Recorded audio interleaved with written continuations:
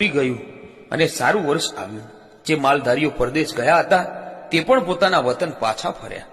હવે બન્યું એવું કે ઉકેડી ગામની બાજુમાં પંકોડા કરીને એક ગામ હતું। આ ગામમાં ભૂપતસંગ સોલંકીનું રાજ ચાલતું હતું।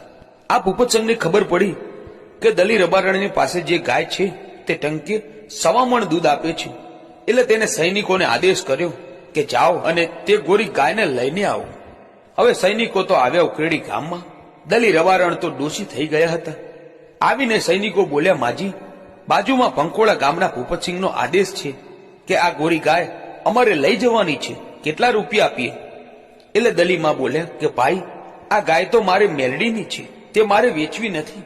એટલે સૈનિકો તો માજીને ધક્કો દઈ ગાયને છોડીને હાલતા થયા અને કહેતા ગયા કે તારી મેલડીને કહેજે કે પંકોડા ગામમાં આવી તારી ગાયને લેતી જાય। એટલે દલીમાં તો મેલડી માને વિનવે છે।